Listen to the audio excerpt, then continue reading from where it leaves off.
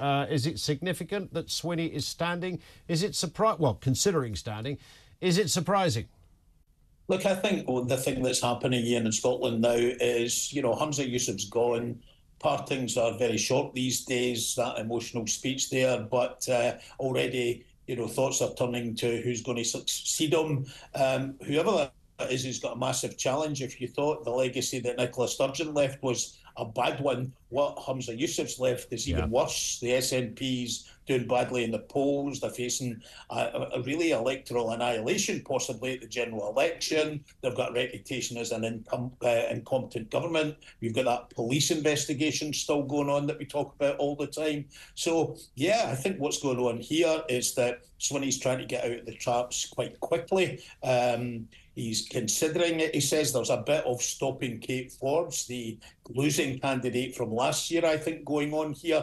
Swinney is well known to us. He'll be well known to you. He was a Westminster MP in the 1990s, 60 years old. He was a leader of the SNP, well, not very successful leader, before Alex Salmond in the early noughties, and he was Nicola Sturgeon's deputy since 2014. So he's a guy who's been around for a long time. He's popular in the party, but popular in the party doesn't mean popular in the country. And the SNP have got a big uphill struggle.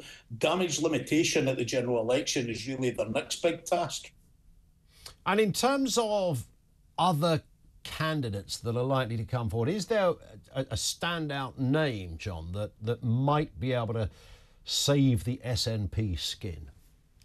Well, Kate Forbes is the obvious person. She lost to Humza Yousaf last year. She's socially conservative. She came very close, within a couple of % of winning. And she's kind of kept to the side while Humza, got involved in the car crash that was his 13 months in office.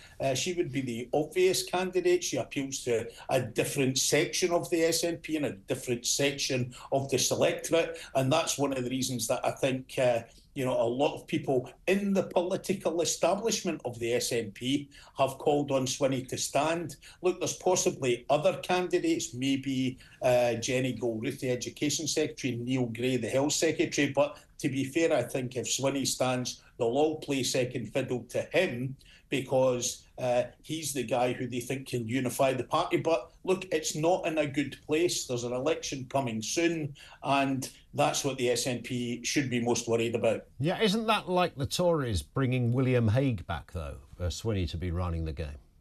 Yeah, look, you could argue that. I mean, you could also argue there's talk of a UK change in the Conservative leadership that, frankly, it's maybe too late for any of that for the general election, that, things have turned. It's no time to be an incumbent in the government, either in Scotland or in England.